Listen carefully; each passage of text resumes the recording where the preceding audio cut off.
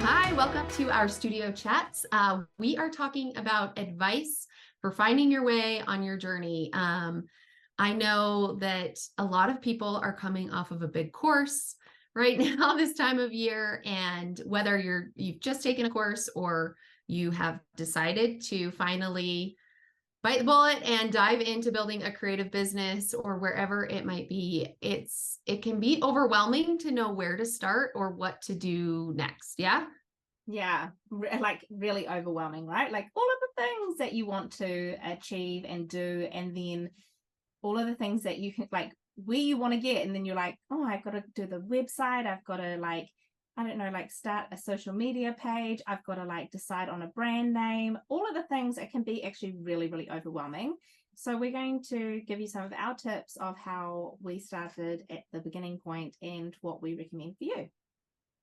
Yeah, I think one of the biggest things I could recommend is doing a brain dump. So getting all of those things, like Flora was just listing out the website, the portfolio, the emails, the workflow, all of that stuff out on paper. Just get it all out of your brain and written down, and then figure out the priority for each of those. I wish when I would have started, the one thing that I would have done first is to create a workflow for myself. I think it would have been game changing to have it in the beginning. And it took me months and months and months to take the time to actually sit down and write myself a workflow for when I was creating artwork. And it inevitably will evolve and progress as you create more artwork. But I really think in the beginning, one of the very basic tips for helping me along my journey would have been putting in place better systems. And I think at the very basic level, that would have been a system for my workflow of I create the artwork and then what happens to it. So is it I create two colorways? Is it that it goes on a sell sheet? Is it that it goes in my portfolio? After it's in my portfolio, where does it go? Does it go on a mock? You know what I mean? That whole thing, I wish I would have sat down and really created structure for myself, and systems. And that can look different for everyone depending on what kind of art you want to create, because it's different for me Yeah. than it is for you. So it's just kind of like you might not even know what you want to do with your art, but what we're talking about is so that the art doesn't just live on our computer, that you actually kind of like have a little process, even if it's just really small to start with, and not this like, it doesn't have to be like what I do at the moment, because I have many places where I have to send my art and I'm working with companies and stuff. So it's quite different from the beginning stage. So it could be just as small as create the art, then make a social media image and post it to social media. It could just be that, like there's like a process. Then later on you could be like, create the art, make the social media, post it, and then load it to Spoonflower and order samples. So you can layer in and add to your process, but I think it can start really small so it's not overwhelming. But I feel like you just don't want your art just to live on your computer. You want to like get it out in the world and share your journey with people. Don't you agree? Yeah, I love when you were just mentioning that about social media. It made me think about, I know in this stage, in any stage really, but especially in the beginning, it can be really hard if you're not comfortable putting your artwork out on social media. I know I talk to tons of artists who that is one of their major pain points, is just sharing it and a willingness to be vulnerable and putting it out there. And I think that even if it takes a lot of courage and bravery to get in the habit of just sharing that in the beginning helps, because every time you're sharing it, you're building that muscle of putting your artwork out in the world, and you're building that muscle to be like, it's okay if one person likes it or 100 people like it. It does not matter. Do you know what I mean? You're just in the practice of like, I make art, I share it with the world. Yeah, and it's not about the numbers. It's also like a really, really lovely thing to like scroll back. Like once you get down the track, to scroll back and to see where you've come from and to see your journey. So don't worry that it's not perfect and all the things, and you don't really know where you're going and what the end goal is. You might have that mapped out already, and that's amazing, but you might not. And so don't worry that it's not perfect. I just like don't get stuck in the perfectionism phase. Like, like it's kind of like you just have to start, Yeah. right? You have to start Yeah. somewhere. And that journey is your journey, and it's unique to you, and you're gonna really enjoy one day looking back on where you started and where you got to. Well, and I think people like to be taken along for the journey too, right? They like to see you progress, and the way you start will not be the way that you end up doing something 10 years down the road, 2 years down the road, a year down the road, right? Like you will inevitably evolve. So it's just a matter of getting started and not overthinking it. I think when you're doing it, just getting going. Yeah. And I never delete anything. I just move on. Like I love looking back and going, look, look where my feet started. And then look how I evolved and grow it. Also giving yourself grace in this time, like not putting too much pressure on you. And most of us are like probably like little working mums and starting this with families and all of the things, or even if you don't, you've got other stuff going on. You might be working and you're trying to squeeze this in amongst our lives and stuff. So giving yourself grace, and this is your journey. No one is on the same journey. So that's my biggest tip, is like, put your blinders on. This is your journey. Someone else that did, like may have done the course with you, or something that you might see them like shooting ahead. They may have come with 10 years design experience. You might be starting it with just like kind of doing art as a hobby, or like you might be an art teacher and you're just really wanting to do this, or there's like so many stories. Everyone has their own story, but your journey is your journey, and there's no right speed to go. It's not a race, Yeah. it's not a race. You've got nowhere to be, and this part of the journey is actually like, wouldn't you agree, it's like actually the funnest and the nicest part of the journey, like this very beginning. Yeah. Well, I always say that. I'm like, there's no finish line. You're not getting somewhere and that's the end of the process. Like you're really in this stage, I think, building habits, strengthening your muscles, your art muscles, your willingness for rejection. You know what I mean? Like you're strengthening all those muscles and those skills in this phase so that you can have success down the road. And I think the fun part is, in the beginning stages, you get to experiment. You get to say like, oh, I want to try this. And you can pivot if it doesn't fit, or, oh, this looks interesting. I'm going to try this and maybe do it for a little while. And if you love it, pour into it. There's a lot of being able to experiment in the beginning, and freedom, and it's easier to move. You don't have I don't know, when you get further down. Yeah, I'm stuck in a lot of admin at the moment. And so Yeah. have the admin once you get down the road of like where Ryan and I are, we are stuck in some of the admin, and we're like, I really want to make art. And so enjoy this phase, because it is a really beautiful phase of it. Like you say, it's like joyful, it's experimental, it's finding your voice. And like that in itself, like finding your voice is actually it, like some people like go, oh, and like stress about it, but it's actually don't, because it's just you playing and like having fun. Like finding your voice is actually a really beautiful thing.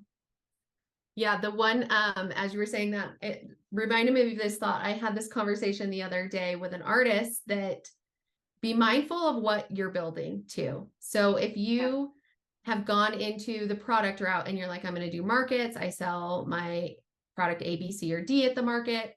I hate markets. I hate going to markets. I hate buying inventory, but yet you're still doing that. You're still investing the time, making the artwork for those things. Be mindful of what you're building. It's easier to pivot in the beginning and to say like, am I actually enjoying this? Am I actually enjoying product? And you might love it, or am I not? Go ahead. Imagine if it grew really big and like then it became really successful, and you're like, I've grown this business that I don't even love. Yeah. I don't love like making, like having all these files of things in my. That's what happened to me. I had a product-based business when I started, and it was the most successful it had ever been. I sold internationally and I had all this inventory, and I was like, I'm at a pivot point. I'm either hiring people and getting a warehouse and doing that stuff, but it's sucking the life out of me. I do not love it. And I pivoted, and I could never made a better decision in my life, because it did not fit. And that's what I mean. Be mindful of where you put your energy will inevitably grow, period. So wherever you're focusing, be mindful that that's what you want your business to look like. That's how you want it to grow. Because a lot of the time we can see other people having success in an area or a niche or like in something. And so then we think they're having success, maybe I could have success there. But that's not always the case. And also then you kind of haven't actually thought about like, actually, do I really want to do that? Do I really want to be doing this? Like I pivoted as well. It wasn't really working why I pivoted as well. I was doing art prints and stuff. I wasn't enjoying it. And I wasn't actually, I didn't actually like really want to pour myself into it. So it wasn't actually doing well, but I wasn't, do you know what I mean? Like I was like, this isn't the right fit for me. And so then when I realized the right fit for me, I was like, this is it. You know what I mean? This is it. And so like really taking the time to like try art prints, try cards, try the things. And then you'll start to realize like, oh, I do love that. I don't love that. There's so many areas here, but don't like see someone else having success and think that, do you know what I mean? Like it's like, do what's right for you. I feel like that is a ton of people go into fabric because of that. Yeah. Don't necessarily even love fabric or are even interested in designing fabric. Do you know what I mean? And it's because, I can see that. I'm in this bubble where a lot of people are doing that. Or even patterns, like designing patterns. Like you actually might actually love just actually doing placement prints, and that maybe you're more inclined to do art prints or murals or cards, or like, you know, there's so many things with just placement prints on them, like, and you don't have to make patterns for things. That can be like a second thing, a second skill that you could add. But there's so much to do. You do not have to do fabric. You do not have, you know, like, oh, I love it when people do go into like mural making and stuff. I'm just like, oh my gosh, yeah. Or the rugs, you know, they like do like more crafty stuff. There's so many areas, right? Yes. So I think that like we'll wrap up. To wrap it up, I think that really on finding your way is curiosity, right? Be curious. Establish good systems from the beginning if you can. And my other tip would be to lead with art, lead with your craft, and it will inevitably get better, right? Without the art, we don't have an art business. And so if you really prioritize that, not like a daily art practice or a sketchbook practice or however it looks for you, I think that is one of the best things that you could implement from the get-go. Yeah, and challenge, like if you're finding that really hard to find momentum there, then joining some kind of challenge. There's so many. Some kind of drawing challenge, even just like throwing yourself into 100-day challenge, a 30-day challenge. Once you start immersing yourself in the community, the art community, you'll start to see if anyone needs a list of art challenges and stuff that we would be happy to share it. But that kind of like by starting kind of a art challenge is kind of how you could immerse yourself into the community, because community is another thing, right? That I would really suggest at this like beginning phase and finding your way, because it's where you can find support and people can help you critique your work and help you with problem solving things. It can help you kind of find your voice. There's so many things about community that is amazing. Don't you agree? Yeah. And I was going to say, don't undervalue community of peers that are the exact same level with you. Those are the people that like you will come up with together as you year after year continue working on it.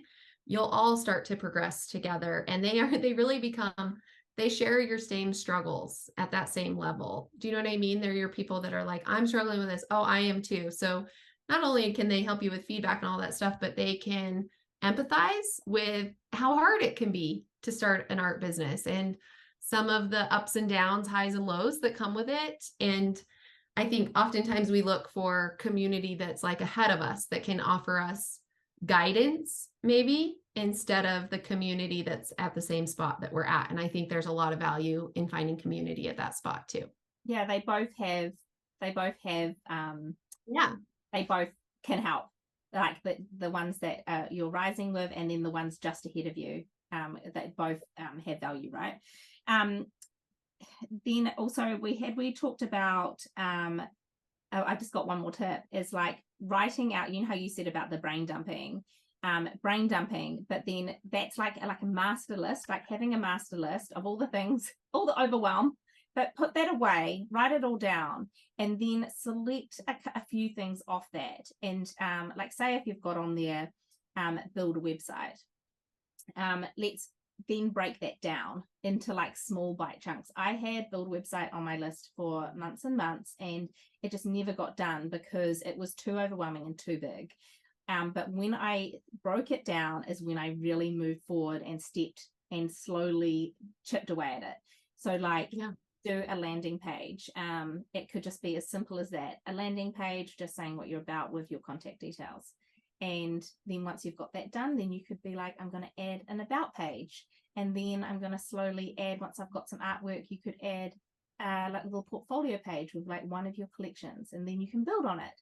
So also like when you build a website, you need things like a domain name and stuff. So like really like pulling out all those like little things and chipping away at them, because they all take time and it takes research sometimes. Even just like choosing a website provider, do you mean like choosing what you want to go with is like a big thing too. So just break it all down, and then choose like maybe 3 of those things for that week that you're going to try and tick off your list. So slowly by chipping away at these things, it can be done, and it can become less overwhelming if you break it down.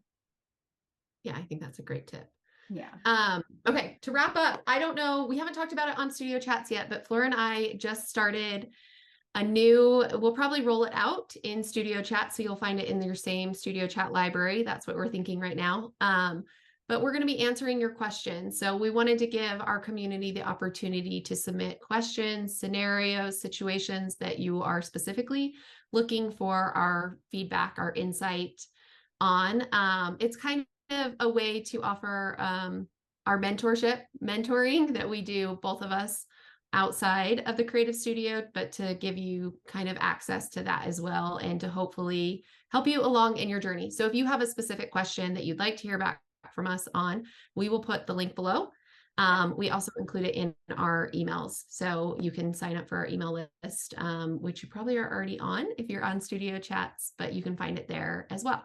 Yeah, so once we've figured out how we're going to deliver it, it will be like an audio or something like that. But this is your chance. So if you have watched this and you are new, or any question that you want to ask us to help you on your creative journey, pop it on the link below, and we can't wait to help you.